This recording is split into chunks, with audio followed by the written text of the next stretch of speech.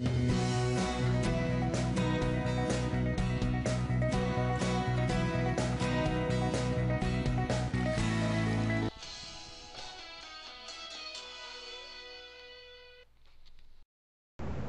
dia! Bom dia! Hoje vamos tratar sobre um assunto que acontece a todos e na maioria dos dias, mas em alguns casos pode ameaçar perigo. Falaremos sobre as nossas emoções. Quem nunca se sentiu medo, quem nunca se sentiu raiva, quem nunca se sentiu ameaçado em uma situação de perigo? Muitas pessoas não sabem distinguir suas próprias emoções, e sobre isso trataremos hoje. Grandes emoções marcam os fatos mais importantes das nossas vidas. Com exceção dos psicopatas, todas as pessoas têm emoções.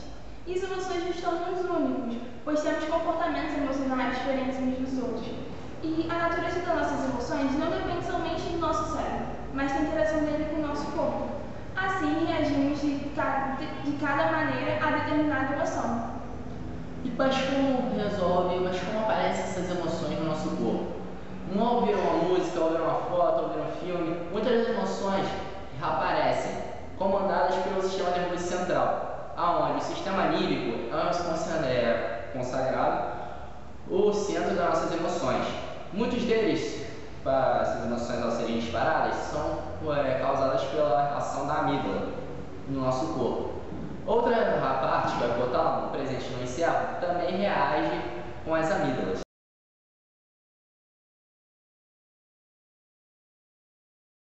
Os neurônios da amígdala se comunicam com o hipotálamo, ativando os neurônios do sistema nervoso vegetativo, endócrino, imunitário e motor, causando assim alterações fisiológicas e comportamentais.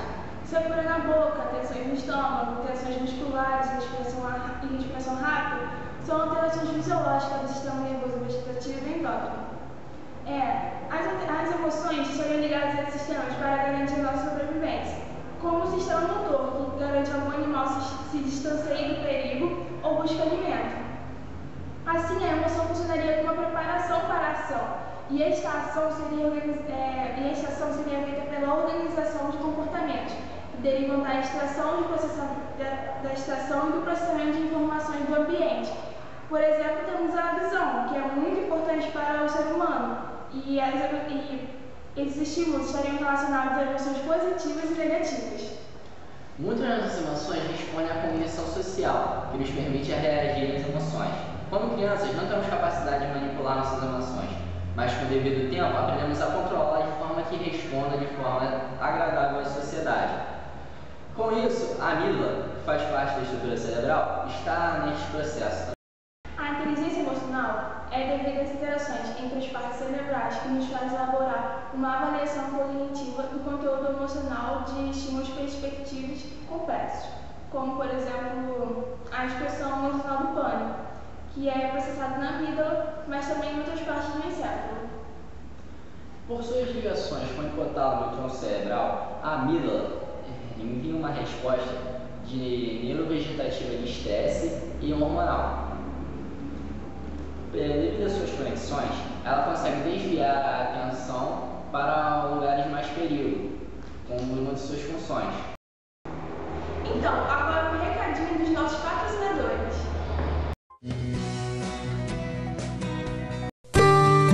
O que faz você feliz? Ficar de bobeira, assaltar a geladeira, comer frango com a mão, tomar água na garrafa, passar azeite no pão? Ou é namorar a noite inteira que faz você feliz? Rir e brindar à toa, um filme, uma conversa boa, fazer um dia normal virar uma noite especial? Afinal, o que faz você feliz? Pão de Açúcar, lugar de gente feliz.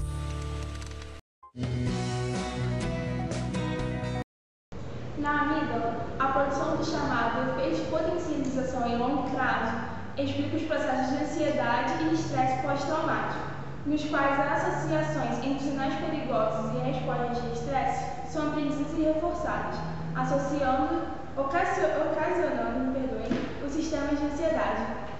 Uma curiosidade: pacientes que sofrem de autismo possuem anormalidades estruturais ou funcionais na sua amígdala, por isso eles não conseguem atribuir um estado mental. Espero que tenham aprendido bastante no programa de hoje. E caso tenham dúvidas ou sofram de doenças com anormalidades estruturais ou lesões desse sistema, nos procure. Somos os médicos mais famosos do mundo, tenho certeza que será bem visitado. Tenha um bom dia e até amanhã.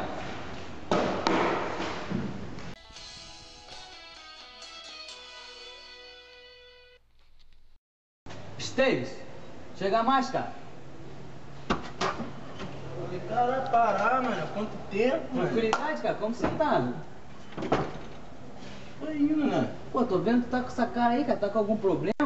Pô, tu tava vendo o programa da Tatiana do Igor, sabe qual é? Aqueles doutores, né? Isso, pô, que dá na Globo, 7 horas. Sei qual é. Então, aí trata sobre doenças, bagulhos assim. Eu tava vendo, mano. Tô com alguns problemas que eu tenho que me consultar amanhã. Problema, cara? Só se for autismo, pô. Tu é meio lerdão assim, autismo, né? É, cara, quer me esculachar? Pô, o bagulho aqui é sério, cara. Você, pô, podendo ajudar seu amigo que ficar de palhaçada, ter uma insônia, ansiedade, síndrome do pânico, sem a ver com as emoções, pô. Pô, cara, não sabia que você tinha essas paradas não, mas aproveitando que tu vai lá, também vou, mano. Tô sofrendo com as bebidas, cara. Alcoólatra? Pô, já falei pra você nos alcoólatras anônimos, cara. Vou dar papo pra sua mãe, ela vai ver lá contigo amanhã, pra ver. Já é então, mas pô, cara, eu começo a beber assim porque, tipo, eu fico muito triste, sabe? Desanimado. Aí pra aumentar, se mexer, pra começar a fazer as paradas, aí eu começo a beber, mas eu não consigo parar. Isso. Pode deixar, sou seu amigo, amanhã eu vou contigo. Já é então, Esteves, passo na sua casa pra gente ir lá consultar. Valeu, molecão. Senhor Stevenson, a doutora Tatiane o aguarda em seu consultório. Vai lá, Esteves. Licença. Bom dia, doutora Tatiana. Bom dia, senhor Stevenson, né? Então, estou vendo aqui que o senhor sofre de síndrome do pânico, ansiedade, insônia. Interessante. Mas primeiro eu vou te explicar como isso tudo funciona. Assim, o senhor sabe o que é medo? Então, o medo pode ser rápido, como um susto, mas se ele continuar durante muito tempo, ele pode se transformar num estado emocional de tensão ou estresse. Assim, fatos das nossas vidas podem nos levar a mudanças de estado de saúde, como morte, acidentes, guerras, enfim. Tu sabe, a síndrome do pânico é um transtorno de ansiedade que gera medo intenso. Mas qual a diferença de medo, ansiedade e pânico? Sim, certíssimo. A ansiedade ocorre quando as causas não são necessariamente produtoras de medo, mas sim expectativa para algo, podendo ser algo bom ou ruim. A ansiedade e o estresse são normais, mas a partir do momento que começa a causar um sofrimento, pode se tornar um distúrbio. O medo extremo pode causar vários tipos de fobias, e a maioria das pessoas considera o medo como algo ruim. Mas se você parar para pensar, o medo atua como um mecanismo de alerta, que faz com que a gente possa agir em situações perigosas. E há pessoas que gostam de sentir medo, que vão em aqueles parques, tem montanhas altas e tudo mais, mas isso não é o caso. Nunca tinha visto o medo por esse lado, sempre vi como algo ruim, algo que me apavora. Entendi. Mas por outro lado, os medos podem levar a diversas doenças, como a hipocondria. Os pacientes dessa doença agem como se estivessem doentes, mas de outras coisas, quando não estão. E isso pode levar a depressão, ansiedade e síndrome do pânico. E o medo da morte é uma característica desse ataque do pânico. Sim, disso eu sei bem. Bom, as pessoas com esse ataque apresentam dificuldades para respirar, tontura, sensação de asfixia, estremecimento, palpitações e medo de enlouquecer. A ansiedade e o medo afetam a amígdala, que faz parte do sistema límbico, e está envolvido com a percepção e com a resposta a estímulos que causam medo. Eu vi o programa da senhora ontem e me lembro da senhora ter falado sobre a amígdala, agora tudo faz sentido. Muito bem, continue vendo meus programas. E que bom que está entendendo tudo. Assim, a amígdala se comunica também com os neurônios da divisão simpática do sistema do sistema nervoso vegetativo e libera a adrenalina, fazendo com que os batimentos cardíacos fiquem acelerados, a respiração ofegante e os sentidos aguçados. Nossa, doutor, isso é tão complicado de entender. Não é complicado. Vou explicar com mais detalhes. Assim, no estresse, a primeira fase pode ser a reação de alarme e a pessoa passa por várias reações corporais por causa do estímulo ameaçador. Estas levam a alterações hormonais, que fazem o corpo se preparar para uma fuga. Nesse caso, o sistema nervoso libera neurotransmissores, como acetilcolina, GABA, dopamina e serotonina. No corpo também são liberados adrenalina e noradrenalina como hormônios. Isso gera taquicardia, aumento da pressão arterial, alterações da respiração, diminuição da saliva, aumento das pupilas e do fluxo sanguíneo muscular. Esses são os sintomas característicos do medo e do estresse, entendeu? Sim, agora que a senhora explicou detalhadamente, ficou mais fácil de entender. Mas desses neurotransmissores que a senhora falou, qual deles é o principal associado com as emoções, medo e ansiedade? O principal deles é o GABA. Eu vou te explicar melhor nesse desenho aqui. Aqui. Tem esses desenhos aqui que eu já preparei para você ver no seu caso. Então, aqui é a diferença das sinapses dos neurônios que liberam GABA de uma pessoa sem ansiedade para uma pessoa ansiosa. Esse daqui é o receptor. Ele é um canal iônico de Pareto que, quando aberto, deixa tais enzimas nos neurônios. Essas drogas atuam abrindo o canal, o que consequentemente diminui os sintomas de ansiedade. Se aumentar a atividade dos neurônios que liberam GABA diminui a ansiedade, então a pessoa ansiosa tem ação desses neurônios diminuída. E como que para diminuir a ansiedade? É fácil, sim. São utilizados vários medicamentos, como os ansiolíticos. Eles reduzem o sono e são sedativos, por isso agem como hipnóticos. E por isso também são bastante usados no tratamento para os distúrbios do sono, a famosa insônia. E o senhor sabe por que isso acontece? Não. Então, acontece porque há um aumento no nível do alerta fisiológico e psicológico durante a noite, o que pode ser causado por uma preocupação intensa ou um mal-estar.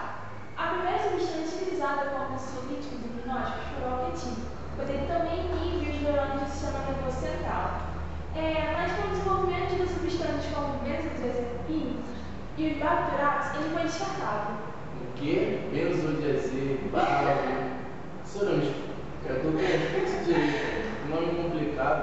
Então, os barbituratos são derivados do alfa-turo, que pode ser sintetizado a partir da reação de malonato de etila com ureia na presença do hidróxido de sódio. Vou te explicar aqui. Aqui, vou te mostrar a reação do ácido barbitúrico.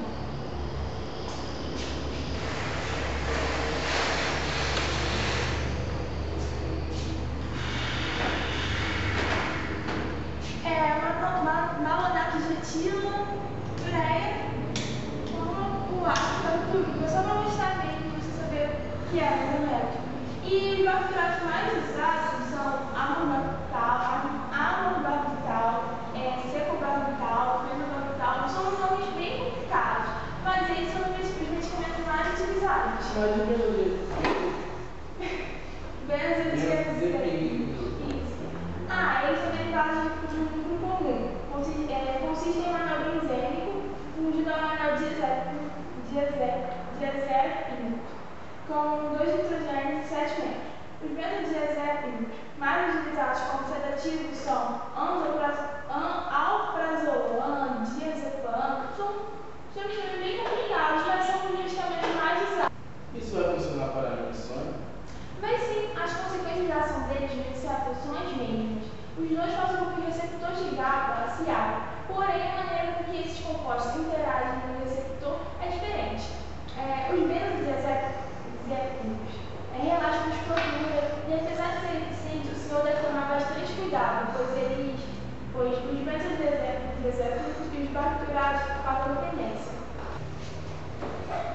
Muito obrigado, doutor. Isso ajudou bastante a entender o funcionamento das emoções, medo, ansiedade e sono. Isso é bem provável. Aqui, Aqui está a sua receita. Aí passa na recepção que a secretária vai encaminhar para o tratamento do Instituto Código, tá? Vai primeiro esse segundo.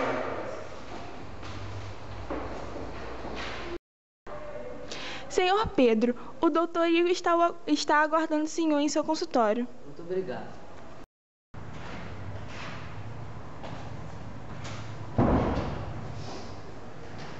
Bom dia, doutor. Bom dia.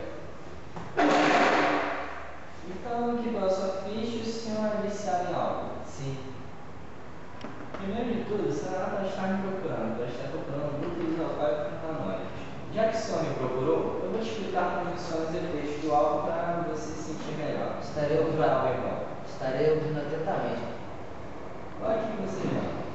O álcool que você bebe Ele é uma unicidade etílico ou etanol.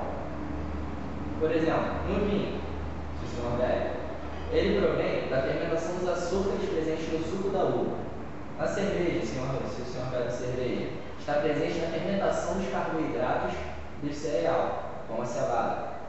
Mas por que isso, doutor? E o senhor falando em vinho, doutor, eu não gosto do vinho, porque ontem eu tava até bebendo um pouco e minha namorada, doutor, não gosto de falar isso, doutor, porque ela terminou comigo por causa dessa maldita dessa bebida. Aí pra eu esquecer, doutor, eu tive que beber mais. Sacalma, foi uma curiosidade que eu coloquei aqui. Mas agora voltando. Esse processo ocorre devido à adição de fermentos, ao açúcar e à água, que provém que esse fermento irá transformar o açúcar da bebida em álcool. Eu vou te mostrar aqui no quadro como funciona. Vou mostrar ao senhor como é que é fácil. Tá vendo ali o açúcar? Ele é uma glicose. Ele é convertido em piruvato por meio das reações e ele pode ser fermentado a etanol. Está presente aqui. E CO2 é adicionado. A levedura e outros micro-organismos são responsáveis pela fermentação da glicose. E assim, nesse processo, o piruvato sofre descarboxilação para formar o acetaldeído. E essa reação é catalisada por uma enzima conhecida como piruvato descarboxilase. Assim, o acetaldeído é transformado em etanol por uma reação de redução catalisada por uma enzima de álcool desidrogenase. Ai meu Deus, não estou entendendo nada do que o senhor fala, doutor. Vou mostrar ao senhor como é que fica melhor. Ok. Está compreendendo agora? Agora parece que está bem mais fácil. Por exemplo, o piruvato descarboxilase. Por exemplo, há reações onde ele produz o CO2 pela descarboxilação dele, produzindo assim o champanhe, que o senhor provavelmente deve beber. E o álcool desidrogenase também está presente em muitos organismos vivos, inclusive em nós. Poxa, doutor, disso eu não sabia. Por exemplo, a ingestão de bebidas com altas concentrações de etanol pode causar intoxicação. Os sintomas são dores de cabeça, náuseas, vômitos, cegueiras e até mesmo a morte. Mas sempre se a bebida alcoólica produz um composto tóxico no nosso organismo, o acetaldeído. Ele é o principal responsável pela sensação de ressaca, a pessoa deve sentir após beber. Mas assim, apesar do álcool trazer uma sensação estimulante ao indivíduo, que é o que ele ingere, age como depressor e é bem provável que o senhor esteja em depressão. Depressão? Mas como assim? Por que o senhor bebe? Olha, doutor, eu tenho muitos problemas e eu não sou viciado, tá? Eu bebo apenas para esquecer dos problemas e para relaxar. Não te disse? O senhor está em depressão. O álcool etílico afeta algumas sensações emocionais. Ele provoca a sensação de alegria, relaxamento, reduz a ansiedade, o seu medo, aumenta a sua sociabilidade e a sua autoestima. Produz uma lentidão na sua fala, no movimento. E esses sintomas podem ser um grave risco para você. E por que o álcool altera as nossas sensações emocionais? Porque a exposição ajuda a alterar a configuração dos lipídios da membrana, o que faz com que os nossos receptores GABA sejam abertos. Receptores GABA? O que é isso? O GABA é o principal neurotransmissor do cérebro. Os receptores GABA são canais iônicos que mediam o GABA, certo? E quando esses canais são abertos, ele inibe o neurônio e faz com que há uma redução do seu sistema nervoso central. Ah tá, entendi. Sinto lhe informar, mas o senhor apresenta depressão. É uma doença que causa grande transtorno, mas para a sua alegria, ela tem cura através de medicamentos e antidepressivos. A pessoa que apresenta depressão possui uma baixa autoconfiança, visão isolada do futuro, muito pessimista e o senhor apresenta muitos desses sintomas. Ai, estou tão mal assim?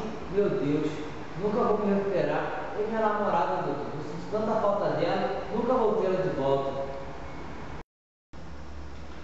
A sua depressão pode estar relacionada com o estresse, que afeta os neurônios que liberam a dopamina. É um hormônio que está envolvido com as sensações de prazer e bem-estar.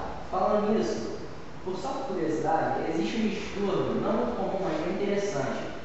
O distúrbio do do maníaco depressivo ou transtorno afetivo bipolar. A pessoa tem um episódio maníaco e outro depressivo. Sua autoestima aumenta, fica otimista com alegrias e planos extravagantes, imperativa, fica bem sem dormir, fala rapidamente e muda de assunto, gasta dinheiro e ficam sexualmente engajados. Porém, a pessoa ver o que fez, ela se arrepende muito e tende a ir a uma depressão muito forte. Nossa, doutor, não quero ficar assim não. O senhor não vai chegar a esse ponto, eu acho. Mas continuando, o principal neurotransmissor envolvido com a depressão é a serotonina. O triptofano é um aminoácido precursor da serotonina. E quando ingerido, ele aumenta a quantidade de serotonina no organismo. E assim ele pode ser utilizado como antidepressivo. Os neurônios que liberam a serotonina estão envolvidos com um comportamento emocional.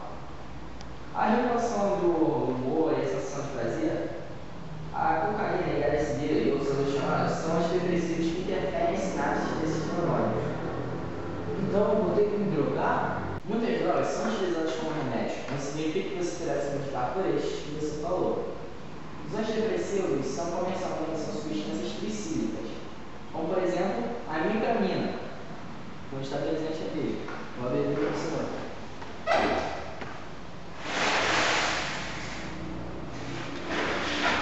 A mipramina é uma delas, que provavelmente eu vou receitar para o senhor, e a amitriptilina, que é outra dessa, que eu também vou receitar para o senhor.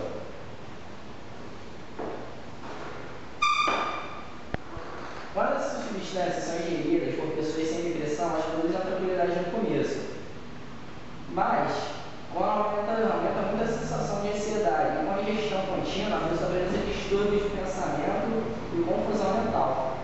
Mas quando é ingerido por uma pessoa depressiva, no seu caso, será capaz de considerar seus problemas, se sentirá melhor e apresentará uma elevação no seu humor. Agora que eu vou receitar os medicamentos que eu acabei de falar para o senhor, e está aqui a sua receita, passe na secretária. Ah, sim. Muito obrigado, doutor. Eu vou entrar no grupo de alcoólicos anônimos, vou tomar o remédio certinho para acabar com essa depressão, sabe? Porque eu amo muito a minha namorada e quero voltar para ela. Ah, está bem, eu te Galera, estamos aqui na frente do Morro do Macaco Pelado para fazer esse depoimento sobre as drogas. Eu, Pedro Dias e Estevenson Gabriel. Bom, as drogas de abuso são ilegais devido aos efeitos colaterais que elas podem causar em nós, seres humanos, como a dependência química, física ou psicológica, como vocês podem ver aqueles dois jogos lá atrás. Porém, essas drogas são de grande valia histórica, pois elas serviram para o desenvolvimento de medicamentos e para rituais religiosos. É bom lembrar que nem todas as drogas são maléficas e que todos os medicamentos são drogas. Drogas são todas as misturas ou substâncias que alteram as funções biológicas e comportamentos do organismo agir, havendo mudança de comportamento, ânimo, entendimento e estado. Há 5 maneiras pelas quais as drogas podem entrar em nosso corpo. Via oral, pelo contato da pele ou do olho, por inalação, por aspiração e por injeção. Mas por que eu estou falando isso para vocês? Para vocês terem noção da diferença. Por exemplo, quando você ingere uma bebida alcoólica ou um comprimido, ela entra em seu corpo por via oral. Ela percorre todo o seu sistema digestivo até ser absorvida pelos vasos sanguíneos do intestino. Por isso, as drogas têm que ser bastante resistentes, pois elas entrarão em contato com as enzimas salivares e com os ácidos do estômago, fazendo assim com que os efeitos sejam de 20 a 30 minutos. As drogas podem ser absorvidas pode ser pingada nos olhos ou em algumas partes úmidas do nosso corpo, como o LSD, que os efeitos acontecem de 5 a 10 minutos. Quando ela é inalada, os efeitos ainda são mais rápidos, de 3 a 5 minutos, como a maconha, como cocaína e heroína. E ela pode também ser aspirada, como a maconha, o crack e o cigarro. As drogas, elas entram, vão para o pulmão e lá ela é absorvida pelos vasos sanguíneos dos alvéolos dos pulmões. Bom, galera, é isso. Agradecemos a sua compreensão aí. Desculpe a nossa falha, mas estamos aí. Acesse Pedro PBI e mande dúvidas para nós.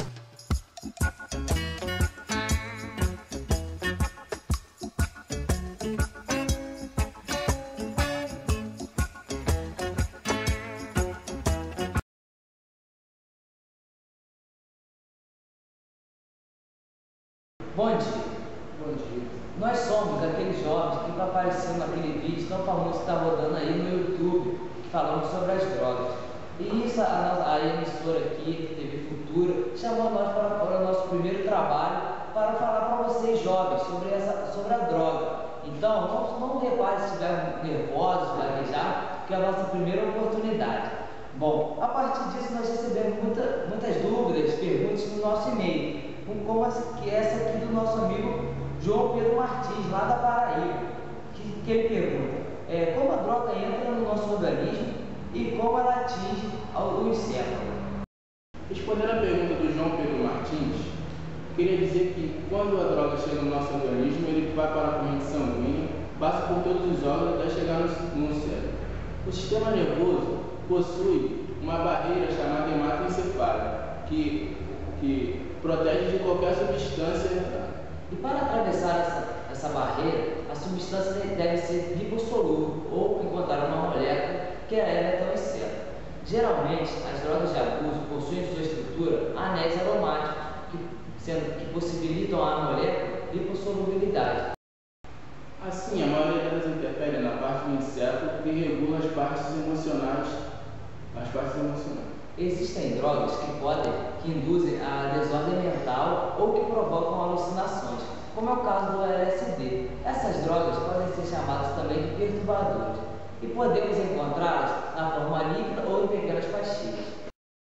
O LSD não causa alucinações quando a gente ingere, mas também depois de algum tempo. Isso porque tem enzimas como amigas encontradas no sistema nervoso central que podem neutralizar a função amiga, transformando a em ácido, o que faz com que a substância não consiga atravessar a barreira do hematoencefálico. Por isso, ela fica alterando o sistema nervoso, causando alucinações. Agora vamos falar sobre as anfetaminas, que são substâncias estimulantes. O hipotálamo é região localizada no encéfalo que comanda os comportamentos motivados, regulando o nível de hormônios que irá libertar. Quando os estímulos são prazerosos, os neurônios do hipotálamo e de outras partes do encéfalo aumentam a taxa de disparo de potenciais em ação. Esses neurônios são considerados responsáveis pela motivação de você beber água, por exemplo, comer, até usar drogas, o prazer, você fazer sexo. Sendo assim, quando uma pessoa tem prazer, esses neurônios aumentam a liberação de dopamina. As anfetaminas são estimulantes e exercem seus efeitos sobre os neurônios, podendo liberar dopamina, adrenalina e noradrenalina, fazendo com que elas se disparem com maior frequência. A dopamina, como falamos, está envolvida com comportamentos motivados como a fome, sexo e busca de prazer. A noradrenalina está envolvida com a dilatação da pupila, com a inibição e produção da glicose, com o relaxamento da bexiga e com o estímulo do orgasmo. Os derivados da anfetamina são usados como medicamentos. Os nomes deles podem ser benzalina, pervitin, entre outros. O êxtase é uma droga de poder afrodisíaco, pois provoca desorientação, perda de apetite, prazer intenso e aumento da temperatura corporal. Além disso, ele serve como estimulante, liberando dopamina e noradrenalina. Também é alucinógeno, pois libera a serotonina.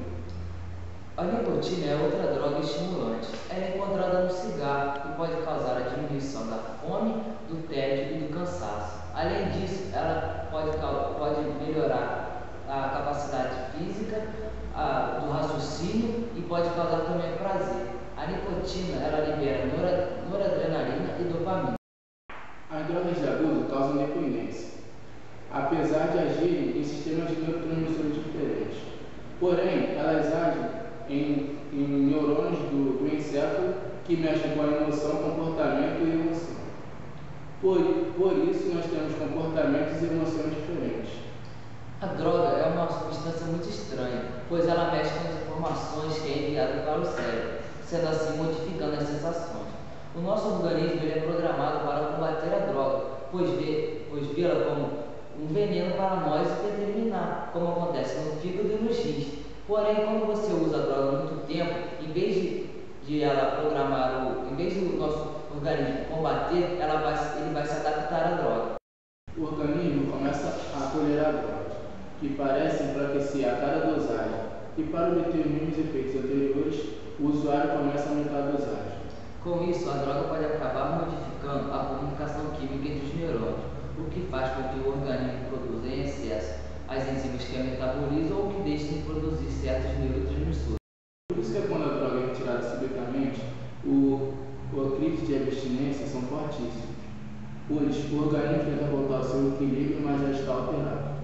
Quando a droga é retirada de um dependente, os seus neurônios já não liberam a quantidade de dopamina necessária. Como consequência, diminui a quantidade de neurotransmissores no cérebro, fazendo com que haja o desespero do viciado.